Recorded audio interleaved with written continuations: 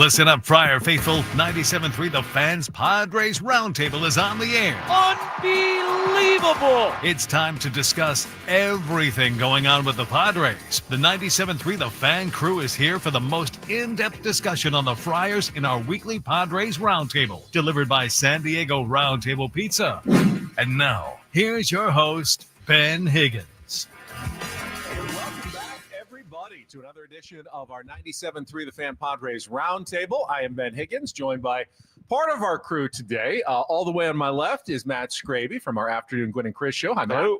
We've got Woods and Paul right in the middle here. We just finished our 4-hour show. Hola. And joining me right now, Braden Soprenit. What's up? And Tony Gwynn Jr. may be joining us at some point as well. But let's just jump right into the discussion. We got a team that basically has altered wins and losses every day this month. So, we caught him on a loss day coming out of this roundtable. But there are clearly some longer issues that the Padres are facing. One of them is Dylan Cease, who was the losing pitcher. Again, he's now 3-9 on the season, which is pretty nuts. I don't think any one of us could have ever imagined that Dylan Cease could go 3-9, considering the kind of stuff he still has. The stuff is still nasty, but the results aren't there. So why, Matt Scraby, is Dylan Cease bringing such consistently poor results despite metrics that would tell you he should be a much better pitcher? That's a great question, and I'm starting to think that maybe this is the pitcher who he is. Maybe he had a really good year with the White Sox. I know that he has had great games. I know that he could strike out a bunch of guys, but when it counts, he ends up giving up the big hit, the big grand slam last night, and he puts them in really bad spots. He puts them in spots where they have to all of a sudden they're down 6 runs, and it's not easy for this team when he gives up so many runs so early. I think we all like Dylan Cease. Yes. As a person. I think he cares about his craft. I think he cares about his team. I know some people wonder, is he just not mentally strong enough in those situations? Because he can get the best batters out in baseball with the kind of stuff he has. What are you seeing that you think is the kind of the cause behind these struggles? He's such a it's funny, we talked about it off the air actually today. He's not an aesthetically bad watch. He's not when I watch Randy Vasquez pitch, who has had a much better season, I'm more nervous than when I watch Dylan Cease. I enjoy watching Dylan Cease pitch. He did turn in a really brilliant performance against the Dodgers, struck out 11 or 12. He was incredible. And you're obviously not going to get that every time out. I really don't know what his issue is. Last night, I thought he's got no-hit stuff. He is filthy. He's locked in. He's on. When the boys didn't score for him in the bottom of the first, I don't know, maybe that changed his mentality a little bit. Still went out and hung a couple zeros, gave up a couple solo shots, which everybody can live with. But, man, when the walks, the hit, the grand slam, you look up 6-0, and it's done. Brady, is it mental with Dylan Cease? I mean, it doesn't seem to be a physical issue. Maybe it is mental. I mean, he doesn't look like he's, he doesn't have that lost look that Jackson Merrill currently has, right? So it doesn't look like a mental issue, for at least from the outside. I mean, we don't really know what's going on behind the scenes. I mean, he's been a very major disappointment, I think, in a Padres uniform. And that's saying something because he threw a no-hitter last year in a Padres uniform. But I think I just look back to before the Padres acquired Cease, I remember our talking points were about, his last year in Chicago was not very good. I mean, he got shelled in his last year in Chicago, and you're like, well, maybe that's a fluke. And then he has a pretty good year last year until the playoffs, and now you're seeing all the same numbers that he had in his last season in Chicago, and now that's 2 out of the last 3 years. He is not up to what he was in his first couple years, so maybe he's trending this spot. It just looks like to me he's missing a lot of his pitches over the heart of the plate, and good hitters are going to put that ball over the fence. Could it be with that when he was in Chicago in that last year when he got shelled, it was, oh no, I'm going to get traded and I don't like this, and then this year it's I'm in my walk year and I'm pitching for a contract and I kind of like it here, but I'm probably not going to stay. I mean, does that weigh on it? I'm sure it weighs. Stability thing. If you gave him today, if he agreed to a 6-year deal, does he go, Does he exhale and go out and dominate? Goes throws a no-hitter the next day. Those were also historically bad White Sox teams. Really so bad. it was easy for us, at least, to analyze it and go, oh, it's easy to write that one off. He was on a terrible team. Yeah, we got Of course Dylan he was gonna Cease. have a bad year. But he goes out and strikes out 8 to 10 guys. I mean, Yep. it's the same pitcher It's nasty, when he strikes guys out. It makes him look foolish. Corbin Carroll made him look foolish, like up there at the plate. The suggestion was made on the broadcast that even by Mike Schilt, that he's just not getting away with mistakes the way that usually good pitchers do. Like, he makes the same number of mistakes. His are just getting demolished this season. And maybe it's the nature of the kind of pitcher that he is, that you're just looking for your one shot against him, and teams are capitalizing. But the other part of this discussion is, how is this affecting his free agency going forward? I've heard a lot of opinions. Woods, you've kind of been under the, it doesn't affect it at all, because the arms like Dylan Cease just don't exist, Correct. that commonly in Major League Baseball. And So it durable. doesn't matter what Durable kind of arms. numbers he puts up. Durable. Like, he's as durable of a pitcher as there is. He makes his starts, not hurt. He takes good care of himself, takes good care of his arm. Guys, will he cost himself a little bit of money? Maybe a little bit. But I don't think it's going to be, Dylan Cease signs with the Reds on a 1-year, $4 million prove-it He's not deal. getting a Shamanaya No, contract.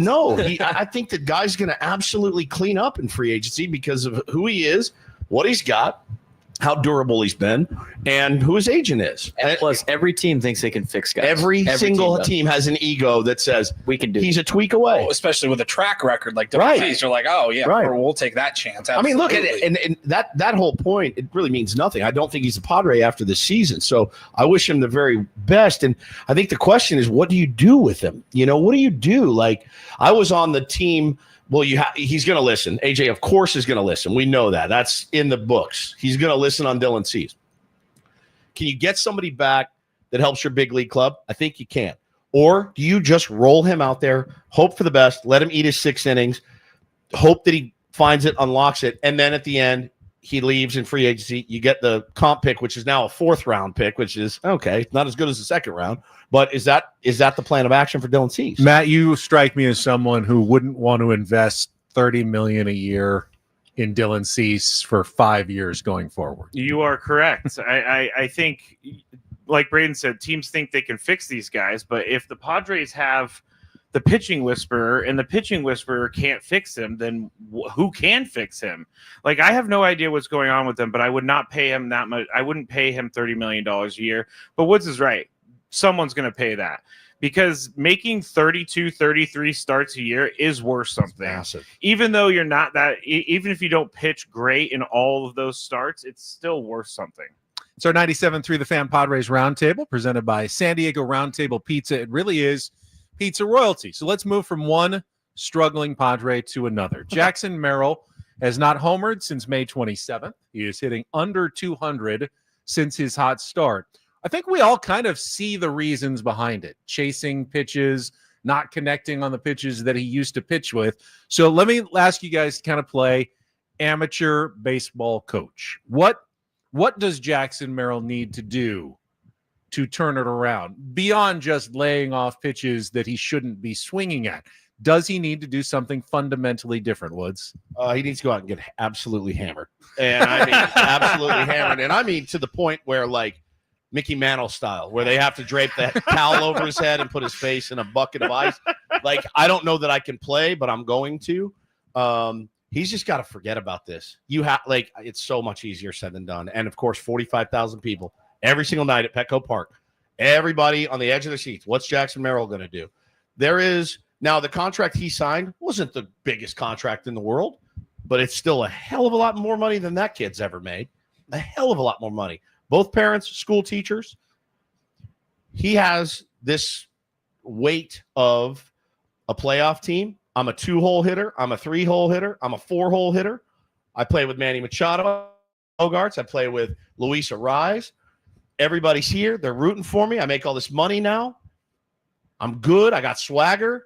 And, bro, he's clenching. He's the tightest guy. You see him on defense. He's smiling. He's having fun out in the field because he knows he's not going to screw up out there. There's no slumps with him defensively. None. He knows he's not going to slump out there. He's not going to start dropping fly balls, throwing to the wrong bag. At the plate, you are on an island. You are by yourself. And I've seen swings from him where it's like, I want to get this over with. First pitch, out. I popped out. Okay. And I think everybody that's ever played baseball has been in that spot where they go, I just want to get this over with. I go back to the dugout. I'll take my fly out. I didn't K, and I didn't look like an idiot. I missed my pitch. Paulie, I saw one moment where Jackson Merrill looked like Jackson Merrill this week, and he wasn't at the plate, and it wasn't when he robbed the home run either. It was when Luis Ariz hit the home run. Yeah. And Jackson Merrill is shaking his head and throwing his tongue, and I'm going, that Jackson Merrill been for the past month? Because he's still in there. He's there for his teammates. I just want to see that Jackson Merrill back for Jackson Merrill for the rest of this season, Paulie. Yeah, I mean, I agree with everything Wood said. Like technically, with what we're seeing at the plate, the first pitch, lazy swings. Honestly, like it's not a good answer, but I think the guy needs a little bit of luck right now. He just needs some balls to fall and get on base. Like we see it. I don't know. It feels like once a game where he ropes a ball, and either the outfielders make a tremendous catch, they cover a ridiculous amount of ground in the outfield, it results in an out, and you see the frustration. Anybody that's played the game knows that feeling. You're like, my God, I can't buy a hit right now. And a little bit of that is some luck. You just need those. If a couple of those turn into hits, who knows what could happen mentally for him. He just starts getting more confidence. I think when you have a moment like that Luis Ariz home run, everybody on the team feels a boost of confidence, and he was able to be Jackson Merrill again for just even a few seconds. I think, Braden, that Manny Machado might be the template here for Jackson Merrill, the guy who just sometimes doesn't give a bleep about, what other people, Woodsy said it, doesn't care about what other people think, Not even a little. doesn't care about expectations, just goes out and he is himself. Through criticism his entire career, he has gone out and been himself. Does Jackson Merrill just need to go out and be himself like Manny Machado goes out there and just bees himself? I think so. Yeah. I mean, I've used this phrase before, like that so what mentality. You kind of have to have that in baseball and just be like, so what? I mean, you can't let the previous plays mount up, and you can tell it's really bothering a guy that honestly he's probably never failed in his life. I mean, he's probably never had this kind of failure in the thing that he has been the best at. He had one mini slump in the minors. Right. His dad said it was the best thing that ever happened to him. And hopefully, you get the same thing out of him But here. in general, like from Little League to now, he's been the best player on every starting team he's ever shortstop, been on. batting third, right? Even in the big leagues, his rookie year, he was maybe the best player on the team. So he's been the best guy ever. And every play, he's always been the best player on his team. I mean, I'm sure the travel ball teams he's been on have been, he's been the best guy. I mean, I can see that in high school right now. The guys that I know that are going to be big time players are like far beyond better than everybody else, and he's definitely one of those guys. So being able to learn from the first time that you fail is very difficult, and he has to do it at the highest level. I liked what Torey Lovello said on your guys' show about what Corbin Carroll did, and he's trying to go out there and I think he brought up a good point. Young people in general, anybody to me under the age of 30 think they're indestructible and think they can do everything. And Jackson Merrill is no different. Corbin Carroll thought he could do whatever. And as Torey Lovello mentioned on your guys' show, he's out there trying to hit a bunch of pitches that not even Mike Trout can hit. And it's like, focus on what makes you very good. I thought that was a good thing. And then, yesterday on the broadcast, I think they told the story of Xander Bogaerts getting out of his first slump, where Andrew Jones called him out of the blue and said, find that one person that you're going to listen to and just listen to that one person. It happened to be Victor Rodriguez for Xander Bogaerts back in Boston a long time ago. But think about that. I mean, there's probably so many people trying to tell him, what to do. He's probably asking. Everybody knows how to fix these things. And the one thing you can't do is be thinking in the middle of your at bat, like we saw Xander do for 2 months and looked like crap doing it. I'm sure he, if he happens to be driving around and tunes into 97.3 The Fan, listening to 5 of the more unathletic guys you've ever seen, telling him, "Hey, man, this is what you just zone in on your pitch." Like it's such a freaking hard thing to do, and especially when it's not going well. And it's not going well. Jackson, did anybody ever get the sense watching Jackson Merrill last year where it's like, man, that guy? Because when I saw him hit, the guy was like a caged tiger waiting to get up there to hit because he knew he was going to do damage. Bro, you can see it now. He has zero swagger in the box. Oh, let's go up and take an AB. It's not a healthy place to be if you're a hitter, and especially if you're one of the top 4 hitters in your lineup most days this season.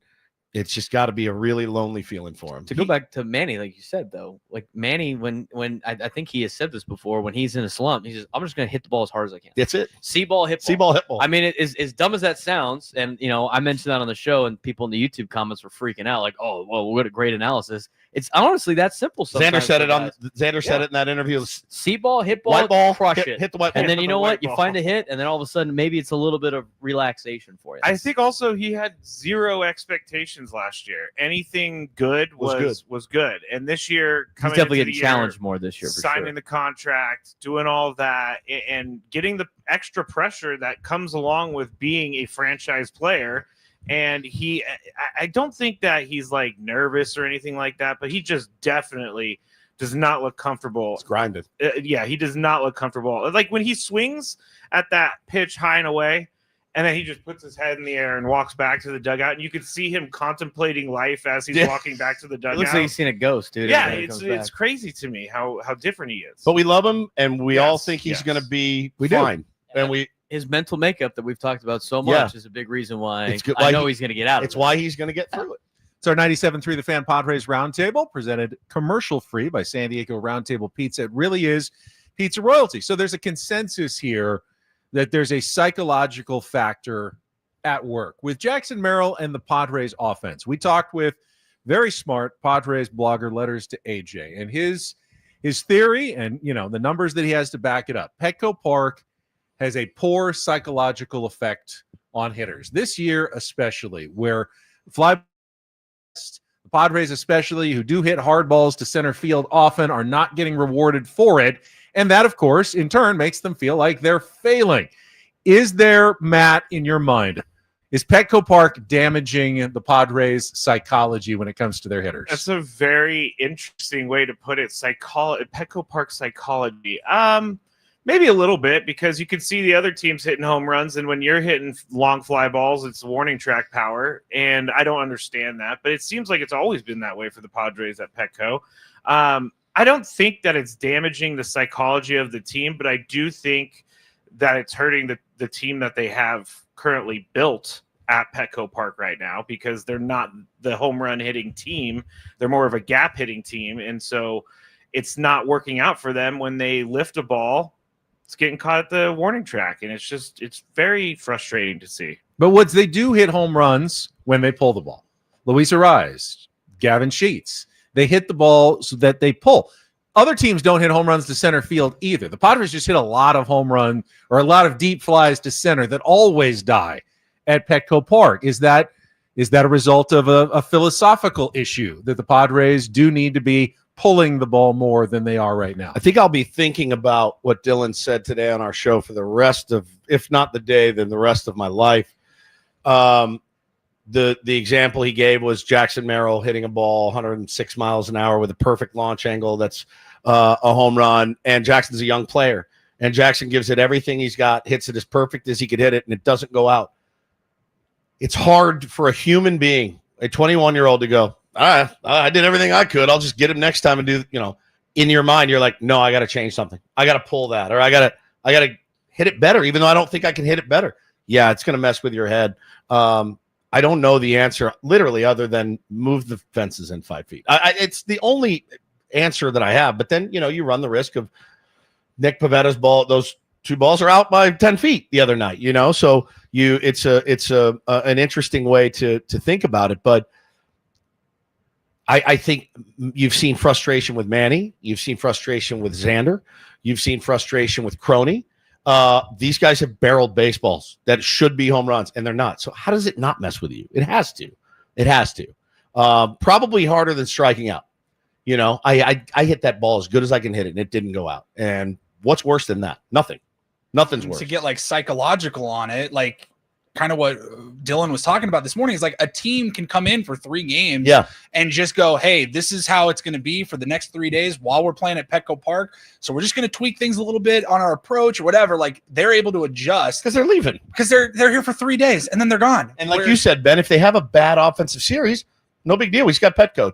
on to Cincinnati You got or on to Petco San against a Francisco. good team, Yeah. a quality team, whatever. No big deal. But We like, can let it eat. if you're a Padres player and you sign here, whatever, you're like, I'm here for all season long, like at least 81 games. Like, what's going on? What are we going to do about this? And I don't know what the answer is, other than like Wood said, move the fences in 5 feet. It's sad, Braden, because Petco Park seems to be such a great home field advantage with the crowd and the atmosphere that it would be also damaging to the home team because of how depressed the offensive numbers are.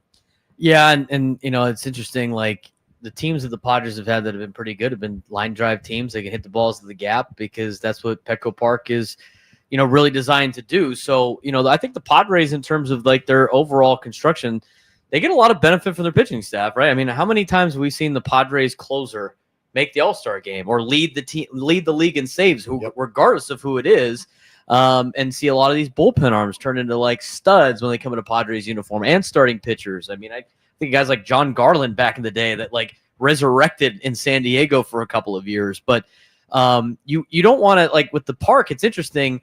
There is an advantage of having a pitcher-friendly ballpark when you take on these power-hitting teams. The downside is obviously not being able to hit the long ball offensively, and I do think it plays a little bit of a factor. I mean, guys that come to San Diego know it's going to be hard to hit the ball out. Just like when they go to Colorado, they know, hey, we're going to pad some stats over here, and same thing in Cincinnati. So I think it probably plays a little bit of a factor. Also now with Baseball Savant and all the analytics, you can even see how many ballparks you get a home run in that are not going out at Petco Park, and that's probably also incredibly frustrating for a lot of these guys. But I think Woods hit it on the thing. I mean, when you square up a baseball and you think you gave it everything you got and it's still not going out, there's some serious like self-eval right there, Yes. especially when you walk back going like, I did not get under that. I totally squared that up. Why did that? I not go can't over the do any fence? better. I can't do any Right, better, and then and it still didn't go. You're either over swinging, trying to like add some more, emphasis on the swing, or you're trying to change your approach. Trying to and lift. Now all of a sudden you're thinking during your at bat. So I could see that being a problem. But you know what? I mean, if they got to hit the gaps as much as they can and try to play that style. I mean, you have to play to the style that you're playing a game in 81 times out of the year. Yeah. You can't really do anything about the park at this point. All right, for our next question, I'm going to ask all of you to try to set aside both your fan optimism and your fan dooming, and just call on your Padres baseball watching experience and your baseball fan knowledge in general. As we mentioned, the Padres have alternated wins and losses this entire month. That is not going to continue forever. At some point, they will either hit a hot streak that will get them back, comfortably into playoff position, or they will hit a cold streak where they may bury themselves the rest of the season. As you look at all the potential factors, the moves that A.J. Preller could make, maybe getting Yu Darvish back and Michael King back, maybe the bullpen runs out of gas because they're overused. Is the offense going to turn around? Analytically, do you think it's more likely that the Padres go on a hot streak or a cold streak when this run of 500 is over? Paulie, I'll let you go first on this one. Oh, it's so hard to predict when you, all the moves that AJ could potentially make. You have no idea what that's going to look like. All you know is what you currently have. And as the roster's currently constructed, I would certainly say it's more likely that they go on the cold streak than the hot streak. Why do you say that? Well, I say that because they got off to such a good start that they were able to mask a little bit just how bad the offense was. And whether you want to go back to June 1st or May 1st, or I think Sam Levitt was on with us this morning and he said it was like April 18th, like the first game after that really good start to the season. They're like second to last, if not last, in every offensive category. That's a big enough sample size where you can say, yeah, they got hot to start the season. They've been a bad offensive team. And all that's going to do is put more pressure on the bullpen, which has been elite. Some of the best performances in the major leagues in the Padres bullpen right now. But that's not going to hold all season long if every time you play a game, you have to bring in a reliever in a high leverage situation, because they're not blowing anybody out. They don't have these opportunities unless they're losing big to get, Hoeing, Peralta, Matsui, some of those guys some work every single time. It's high leverage right now. I think you make a good point about the pitching, and they could run out of gas at some point. But what you said is also why I tend to lean toward a hot streak is coming. They can't be any really worse offensively than they are. Right. They can only get better. No matter what moves AJ does make at the trade deadline, there is really only room for improvement. So if their pitching can just hold on to where it's been, and it could, especially if Yu Darvish looks like Yu Darvish and Michael King comes back, then there really is only one way that this Padres team can go up, and that would be up going forward. We've seen the worst version of this team, and they managed to hang around 6-7 games above 500 at really the worst version of themselves. So is it possible that the only direction that this team can go is up? But, any team can suffer a bunch of injuries at once, and that would take out anybody else. You share my optimism, Woods? No. Okay. I do. Okay. I do. I totally agree with you. And I think for the pitching side, I think having elite pitching is going to carry them and win games, so they're not going to spiral out of control. So if I had, like you asked, what would be more likely? I think it is more likely they go on a winning streak because of the way that, aside from Cease, starting pitching's been pretty good. You're expected to get Michael King back in the month of August, and the reports from him have been great. Again, a nerve issue. He's not going to injure himself. It's just kind of a tolerance thing. You've already seen Yu Darvish come back, and he's felt good the last couple of days after his start. Your pitching staff is getting a little bit healthier in the starting staff, which I think will help your bullpen. And Paul makes a good point. I mean, pitching and high leverage is going to do some damage, but I think you got a lot of veteran relievers that embrace that kind of role, and I think they're going to be okay. I think the pitching is going to carry him, and as you mentioned, Ben, their only way is up right now in at bats, and until the trade deadline passes, you don't need an all-star. You need a couple of just average Major League Baseball players, and I think that makes a world of difference for this lineup where you don't have to watch, no offense to Bryce Johnson and Trenton Brooks, but they're not in the lineup. They're they're not even on the team. They're in El Paso. Well, what's the counter then? Because where are you afraid of the performance slipping even further? Is it the bullpen? No. Well, yeah, and the reason is I'm so excited to get Michael King back. I was so elated to see Yu Darvish come back, but Yu Darvish threw 63 pitches. He's going to be on a pitch count for a while. Michael King's going to be on a pitch count when he comes back. These aren't workhorses that you're getting back. This isn't Dylan Cease, a guy that's going to take the ball every 5 days. Like, yeah, exactly. But those dudes they're going to have to be carefully monitored for 6 weeks, 8 weeks, whatever it may be, and you may run out of time. And if the offense doesn't find a way to figure it out, and I don't know that they will. We've got 2 weeks, 3 weeks till the trade deadline. I do like the idea of staying afloat, but you have to stay afloat. Like, you have to win today, and you need to find a way to win at least one of those games against 3 nasty-ass pitchers from the Philadelphia Phillies. You got to find a way to not go into a 4 or 5 game slump before the All-Star break hits, then you regroup. The All-Star break will do wonders for this team. It will do wonders for this team. I really believe that. But again, Benny, there's nothing that shows me these guys are about to figure it out offensively. Nothing other than there's nowhere to go but up. That's the only thing that tells me. I'm not seeing a lot of bad luck. I'm seeing a little bit of bad luck, but I'm not seeing a ton of bad luck. And again, with the guys you have at the bottom, the guys you have catching, the guys at the top that aren't producing, I mean, you're asking 4, 5, 6 guys to get hot. My worry, Matt, is that this team cannot withstand even a single injury. No. Could be devastating. If Nick Pivetta went down for a month, where would the Padres be? Toast. If Manny Machado was down, I know he never is, but if he went down for a month, where would the Padres be? There just is no depth whatsoever. That would be my biggest concern about a potential second half kind of melt down the wrong direction. Yeah, that definitely is a huge concern. And this team yesterday, the Giants lost and the Dodgers lost, and the Dodgers have won. This is the time for you to gain ground on the Dodgers. This was the time. Was the time. It was the time. And you're not doing it right now. But the depth is definitely a problem. And then when you have Jackson Merrill and Fernando not doing what we think they can do, it just makes everything brighter. And then you got guys I like Trenton Brooks, but I'm ready to see him elsewhere and have some other player DHing or something like that. Put Gavin Sheets in the DH and have someone in left field.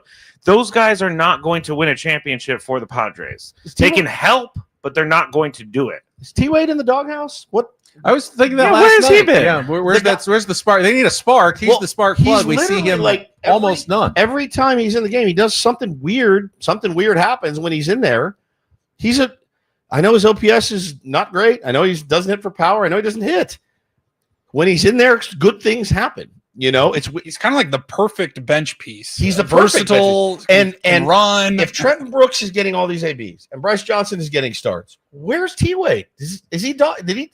Was it the third base in Cincinnati? Was it the error? He went in for Xander, and Xander had a cramp, and he booted a ball. We lost that game. I don't think so. I don't think Schilt is like that. But where's he been? He legitimately is a spark plug for this team. They all wear T-shirts with high T because of Tyler Wade's infectious energy and spark, and he's sitting rotting on the bench, not even getting pinch hitting looks. Sounds like a great question for the manager's report tomorrow. I will ask him tomorrow. Have fun with that. Good luck. I will. Godspeed. Not What did yet. T-Wade do? What did T-Wade do? Why do you hate T-Wade so much? All right, hitting the halfway point here of our 97.3 The Fan Padres Roundtable, brought to you by San Diego Roundtable Pizza. It really is pizza royalty. I think we all agree the ultimate goal is to get to the playoffs and then, take your chances and see what happens. Now, to get to the playoffs, the race is starting to shape up in the National League for wild card spots. You've got the runner-up in the NL East is probably in pretty good shape, whether it's the Phillies or the Mets. And then you've got another 5 teams or so that are competing for the other 2 spots.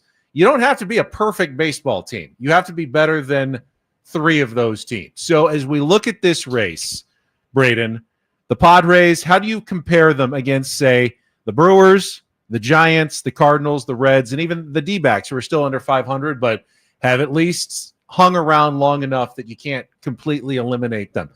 I mean, I look at those teams and not one of them screams, "Oh, well, we're dead against those guys." How many you have to outdo? How many of them? 2? 2 of them. You need to outdo 2. 3 of those 5. Outdo 3 of those 5. Yeah, I'm not really afraid of any of them. And the only one that's really gotten you is Arizona. And you can look back to a couple of games against Arizona that you probably should have had that you ended up screwing up yourselves. I mean, I know the Padres lost 2 out of 3 to Cincinnati. The game on Sunday, they probably should have won. And when I was watching them play Cincinnati, aside from Nick Martinez pitching out of his mind, there was nobody in Cincinnati that was scary. I've watched enough Giants games to just be like, I don't know how this team wins, period. I mean, they got an inside the park 3-run homer to win a game the other day. I mean, that's like one of the luckiest things I've ever seen. But they don't scare me. I know they got good starting pitching. Milwaukee went there and took 2 out of 3. I know they just swept LA, but they're a team that doesn't scare me either. And then the last team was the Cardinals. I mean, we're talking about a Cardinals team that was willing to trade away arguably one of their better players during the offseason. And by the way, a team less than 2 years ago said, we're not going to be competitive for the next 3 years. So I look at the wild card race. It's not like you have to outdo the Phillies and the Dodgers. And you're the Mets, competing, right? You just have to outdo 3 of those teams, and none of those teams, in my opinion, are like way beyond better than the Padres. And the funny thing is about those teams that you just mentioned, the Brewers, the Cardinals, and the Reds. How active are those teams going to be at the deadline? Does anybody get the sense? None of them are ever really active, ever. I'm sure John Mozeliak in St. Louis is like, damn it. You guys going out there being in it has ruined our plans. Like, not supposed to be in contention. Supposed to do this. Let's say we wanted to ship this guy and this guy and this guy. Now, how do we, the St. Louis Cardinals, best fans in baseball, self-proclaimed, how are you going to sell that to them? We're selling Sonny Gray. Like even like the Reds. Like let's think about the Reds. Like the Reds, I've heard from people in Cincinnati, like they think that the Reds want to make a little push because they haven't made the playoffs in a long time. Right. Their fan base is getting They need irritated. it. They got young talent. But even if the Reds make a splash, like have we ever seen the Reds really in the last couple of years go out there and make a ton of moves, even if like they're competitive? Like I don't think they're going to go out there and make like a gigantic move. They might go get a bat, or add on the margins. But to me, in order for the Reds to be scarier than the Padres, they'd have to go make some serious deals at the deadline, and I don't think they're going to. All 3 of those teams would Yes. need to make some really. The one that scares me, man, is Milwaukee. Because they're always around, Because even when they they're trade their always best hanging players around. away. They're hanging around. They have star power on their team. They are well managed by Pat Murphy. Well managed. And I see they are willing to go out and acquire a Yelich. They are willing to go out and acquire guys. They did it with CC Sabathia years ago. They and also rode him. Like they'll make a splash. Can you outsplash them and then play better? But they will also trade away their all-star closer in the middle of they were in it that year when they traded the closer, when they traded Hader to the Padres. It's true. And remember how upset Devin Furious. Williams was? Yeah, He was furious. he was so pissed off. I think their season will be determined on whether Mizorowski hits a bit of a rookie wall at some point or if he skeins his way all the way through the rest of the year. And if Woodruff can come back without missing a beat after 2 years essentially gone, will he be the pitcher that he was? If he is, Milwaukee's in pretty good shape for one of those spots. If they're not, they could falter in the second half as well. Milwaukee does scare me, but I wouldn't sleep on the Reds. A lot of my friends out there are really excited because, Ellie De La Cruz, although he's not the greatest defensive shortstop, he's great at the plate. He could steal a bunch of bases, and they could put up runs in a hurry, and they can go on win streaks in a hurry. And that's something that scares me. If they get on a late August win streak and then they put themselves way up at the top of the wild card, they have Andrew Abbott. They have good pitching. Nobody's even mentioned Terry Francona, by the way. Yeah, that's true. Him in his fishing chair at the top of the dugout. He knows how to do it. So you got to be better than 3 of those teams, right? So we've three of those 5 teams. So if you come in second place, you're better than 2 already. Right.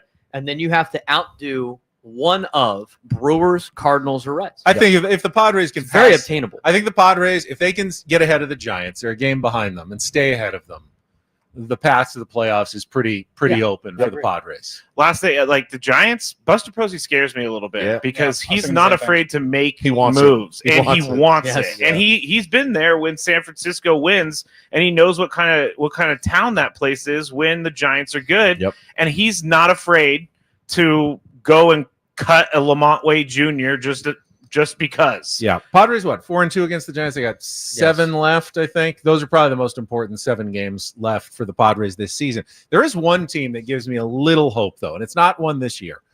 I keep thinking back to the 2023 Diamondbacks and how they got to the World Series. Almost won a World Series by simply hanging around, having a good second half, getting into the playoffs, and getting hot. I mean, it is a recipe that the Padres of 2025 could absolutely follow. Nationals did in 19. I mean, no one was even talking about that Diamondbacks team until all of a sudden they were in the World Series. I mean, they 86 wins that year? They were supposed to be obliterated by the Phillies, and they were in the first game. Like, oh, here goes the Phillies year. And then all of a sudden we're watching the Arizona Diamondbacks play in the World Series going, how did this happen? Against the Texas Rangers. Right. So we were doing the exact same thing. Right.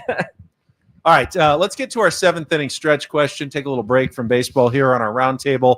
Did Woods and Paul just take a gigantic deep breath on the roundtable? You're in such deep. You're in trouble. Tomorrow on our show at 6 a.m., you're going to want to be I'm there. glad the drama. I'm going to lash you. The people should have seen you guys off air. The drama was dying. hilarious. I thought maybe this question was too silly for our show. But Yeah, you right. like this Such one. a great so question. last week we saw the Nathan's Famous Hot Dog Eating Contest, Coney Island. Joey Chestnut wins again, 17th mustard belt. So today's inspiration for the 7th inning stretch. What's the one food you think you could eat the largest quantity of if you were entered into a 10-minute eating contest? Not necessarily your favorite food, because favorite foods can sometimes be heavy and hard to eat. Yes. Which is the one that you feel like you could pack down the most of in 10 minutes if you were challenged to do so? Matt Scraby, I'll let you go first. Mine's going to be weird because I've been thinking about this. I'm going to go pot stickers, like dumplings. Okay. Oh. Because they're small, and in 10 minutes, I could just shove a bunch of those in my mouth, and then I'll die later. They slide right down the Yeah, gullet. it's easy. You don't really have to chew much. You're not Shucking dipping oyster buns sauce. into Yeah. water. That's disgusting. You're That not is doing that whole disgusting. thing. But I think dumplings, pot stickers, I think I could eat a bunch of those in 10 minutes. Braden, what would be your food? I would probably be to me is New York style pizza, like a thin crust pizza. How many pieces? I though? burn They're the roof of your huge. mouth. I worry But about this one. But They're huge. The place in Scripps by my house, Pazzo's, their party size pizza, thin slices. I can inhale that thing. The whole It's thing. Oh yeah, and I'll eat the whole thing in Wow. 5 minutes. And I am the slowest eater of all time. But it's thin. I could just cheese or something like that. Yeah. I could totally down that. The bread worries me. When I see Yeah. Joey Chestnut, it's the Right. buns that look like they do the real Thin damage. crust, So that's why I think it'd have to be really thin. If there was any, no, I don't want anything bready. And my choice, fills you up. my choice, sushi. Sushi roll, pieces of sushi. Yeah. Just But isn't one rice after thinking about the other. somewhat similar Sometimes to the fish- bread? Yeah, just a small bit of rice though that helps the fish go down, and just one. I can Okay. eat those pretty fast. They're cold. Yeah. I think hot would be hard. Yeah, hot So I'm wood, looking yeah. for something that's on the colder side. If I wanted to eat a lot of it, I'd go with just Like spicy tuna roll, go, go, go, go. I can see that. It's probably That was it's my a really second choice. it's a really good question that probably would have been better posed in the 4 hours that we get rated on. And you know, I ask Ben every day. Hey, any ideas? No, nothing. Oh, all right, okay. And then Find out he's got this goal. he's sitting on this goal, and he saves it for the round table, which Braden gets which is rated on. great during the 10 o'clock hour. We love it. Mother of God! It's like this guy's been doing radio for You know half what a your decade. answer. I'm Or dying half to know what your answer is. A quarter century. It's deviled eggs. Oh, wow. I didn't even think See, about now I'm thinking that. Cool Hand Luke. Too many eggs is a bad Look. thing. Yes. Look, you don't want to be around later, but in the moment, 10 minutes 10 minutes. of unloading. Every Thanksgiving, my mother-in-law makes them for me, and I walk in, I look over my shoulder. Nobody else really likes them. I will put down 6, just like this. 1, 2, 3, 4, They're easy. 5, They're easy. 6, and I'm like, and I walk away. Come back about 10 minutes later. 1, 2, 3, 4, 5, 6. I've murdered 2 dozen in a day. What is that car ride home? It's No, not right. great. It's not great, but man, I can get those things down. Paulie, They're wrap perfect. us up A little here. like Competitive eating food for Paul Ryan. God, I was right on the same page with Scraby. I was thinking of like the Din Tai Fung, the soup dumplings. They just go down so smoothly. They're so good. You get them room temperature, Well, I I guess guess. so. I don't. You got to think about that for every food, though. Is it going to Yeah. be hot, like the bread and all of I would that? imagine most of the food that's because they have it like sitting out there. Yeah, but it's all enough time to cold. cool. It's not, they're not piping it right out. Of the I'd love oven, to I say guess. ice cream, but then you get brain freeze. no So way. can't No do way. that. No way. Can't No do that way. either. Can't So, do the ice cream. I'll say wings, but it's got to be. It would have to Boneless? be the boneless, like basically chicken nuggets with Nuggies. some sauce. Chicken nuggets. Because how many nuggies can you eat? how many? I don't know. 2 dozen? Could you eat a 20-piece from McDonald's? Oh easy? yeah. Oh yeah, Yeah, we've Yeah. done it together. My brother, Gila Bend. We've done it in Gila my Bend. brother and his friends do that game all the time. How many chicken McNuggets do you think you could take down? They're like, oh, it's 80, easy. We But, like, each put down a 20 piece. I couldn't do like super like hot buffalo or something that would wear you down. The problem is if it was just the regular wings, the bone-in wings, like I would be so Afraid of caught up choking. on like, did I get enough? Did I of get that? enough of Like, this? is there still some? Is that going to count? Does this qualify? You're looking at the judge every Is that time. enough? And I've seen people that are good at eating wings. They could just like in and out, and Yeah, I don't it's know just how a they do bone. that. I don't know how they do that. I'm like, it takes me 30 seconds to like figure Gnaw it. out gnawing on the same how do I piece. attack this thing. So if it was like the boneless nugs, That's probably- 10 minutes we could have had on prime Thanks, time. Ben. Prime time. I was afraid of the 20 piece when I was growing up. I would not let myself have more than the Afraid? 9. Afraid of Yeah, the 20 that piece. felt like a family size portion. it's kind of close. Yeah, it's supposed to be. But See, I couldn't do it like in an eating contest again because you think of the buns, but like my cheap ass dad, I'm sure Woods can relate. On Sundays, 39-cent burgers or whatever it was that Yeah. McDonald's used to do. We go in and you're like, I okay, could there's eat 4 of those, $5. I yeah. can crush like 6 of them. Yep. The little like plain We'll play hamburger. McDonald's hamburger or cheeseburger. Delicious. You can go down. what about easily. like meatballs? Oh. Ooh, Those are that's dense, kinda dude. heavy. Like, Those are like dense. the cocktail. Cocktail. Yeah. Yes, Meatballs, cocktail like meatballs, the the- smaller ones. Yeah, the ones in the Ikea jelly meatballs. in the Grab a crock toothpick. pot at Yes, Christmas. yes. Could eat a lot of those. I could too. That's a good call. Good call, Scravy. Saltines. All right, let's go from a silly topic to an unfortunately serious one, and one we did discuss on our program. Evan Drellick from The Athletic reporting that Rob Manfred is at least testing the waters and pushing it toward the idea of a salary cap when CBA negotiations start up again with the collective bargaining agreement expiring at the end of next season. Braden, what's your worry here with baseball's future? Do you think they could actually go the 1994 route and we could see a work stoppage that costs us actual games? And what would that mean for the sport? I think it could. I think you're flirting with that big time here at the end of 2026. But I think baseball does need a salary cap and a salary floor. Now the thing is, the players are going to get something out of this. I mean, the Players Association is one of the best. So I think at the end of this, there will be a salary cap. Now, I don't know if it's going to be as strict as maybe as the National Football League, but I think there'll be something in place. And I think the players are going to get something major in return that the owners don't want to give up. I think this is going to be one of those years where you get some of that.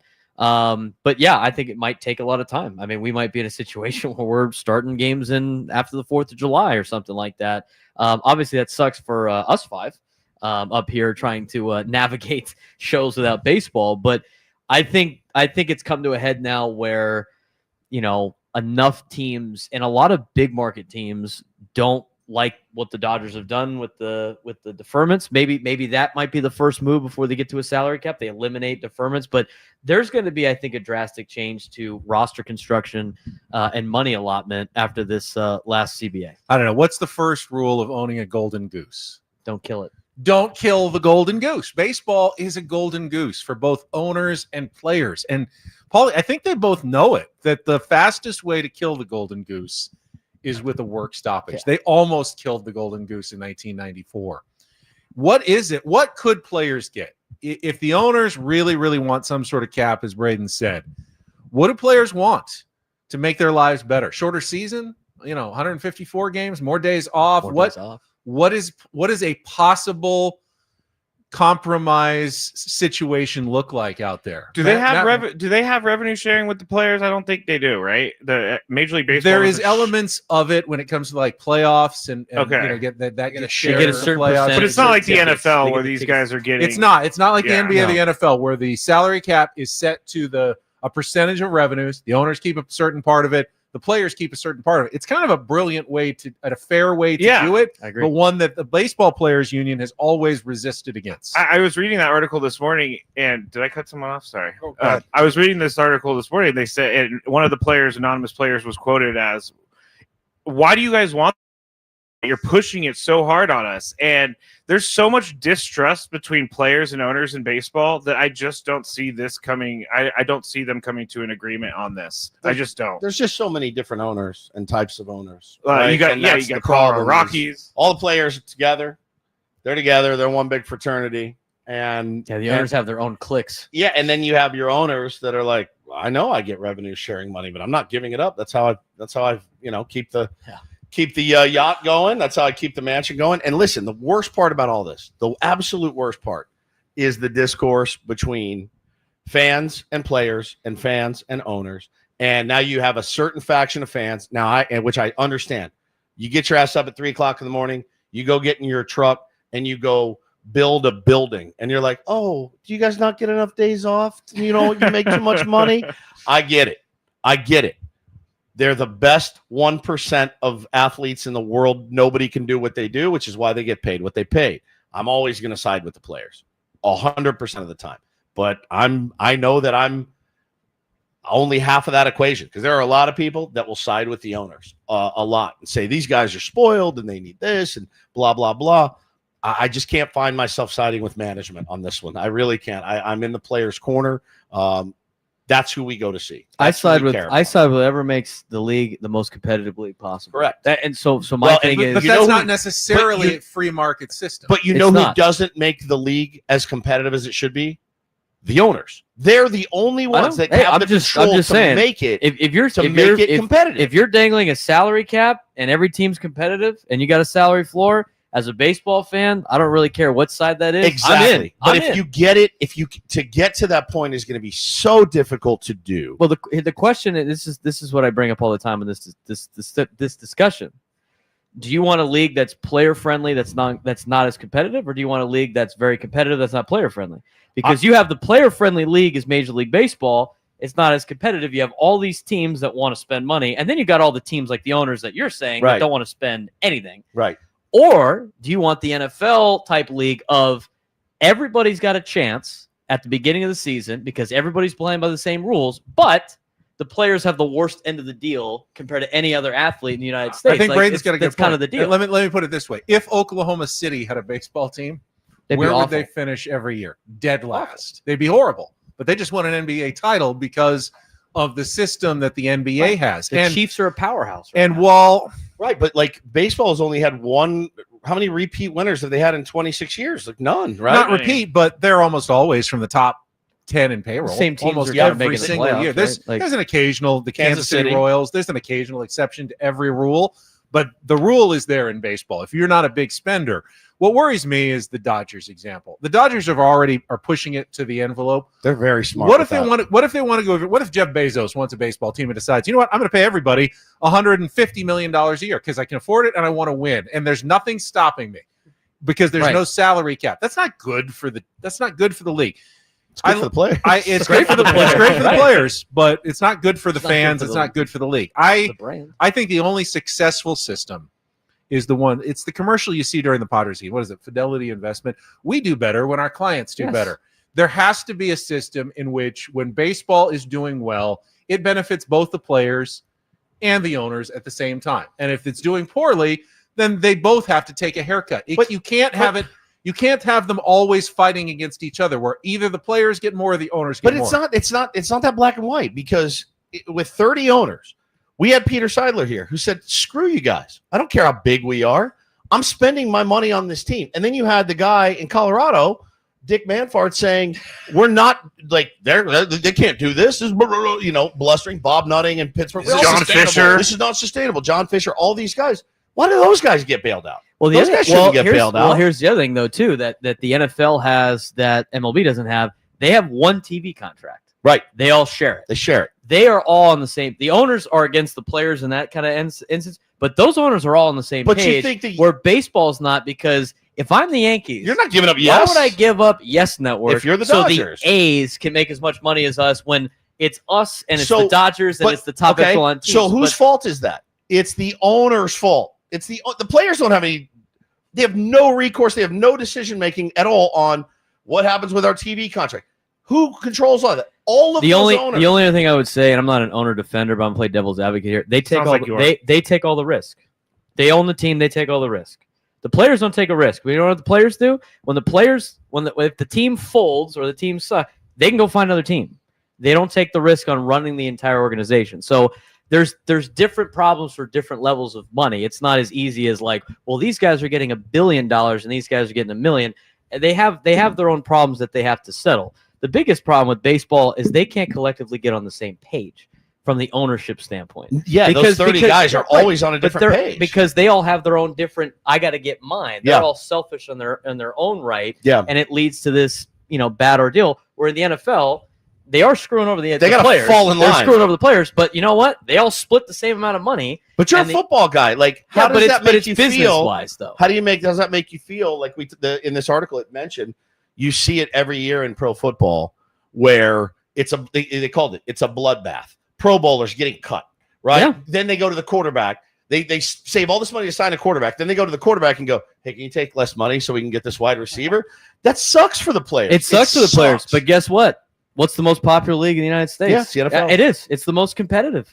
I mean, I guess one way to look at it is every single game is coming down to the wire on a Sunday. I guess if you look at it, you can always say, if you don't like our system, you don't have to play. You don't have to play pro ball. That's the deal that you signed up for. I understand, Braden, that theoretically the owners are investing money and they are taking it's not every business risk. You can't generalize with the A's owner. But what Major League Baseball owner ever went under because they owned a baseball team? They're not going to. Their Only roulette, Frank McCourt, their roulette wheel is like 35 red spaces and 1 black space, and they just keep betting on red because the odds are so stacked in the owner's favor to make money. But if they don't, and there are owners that lose money every year, but they can still sell the team for 3 times what they bought it for. The valuations are going up every single year. These guys are making money. As big of a risk to me because the valuations each year go into the billions now. Right. But there's risk in ownership of a company. Is what I'm saying. Then don't buy the team. Risk, like you have to defend your risks of your assets that you invested in. These guys that all own teams make a ton of money for a reason, because they've been doing that for forever.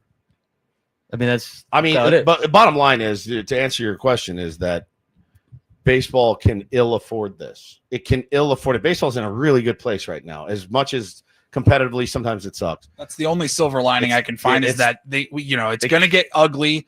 And hopefully when you get to March of 2027 or whatever, they're like, all right, we can't afford those games. We saw it a couple of years ago. But they do know that as fans, as long as we don't miss a regular season game, we will forgive them. We will be back. We'll hate all the animosity. Yep. We'll complain that these guys are all greedy. But the owners are greedy. The players are greedy. We will do it as well. But if they come back and we don't miss anything, we're good. We'll be good. No harm, no foul. Exactly. Yeah.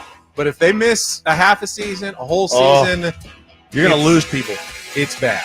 You're going to lose people. All right, sounds like we're done. Thanks to everybody who showed up today. It's our 97.3 The Fan Padres Roundtable presented by San Diego Roundtable Pizza. It really is pizza royalty. Have a great day, everybody. Tony Gwynn Jr. here.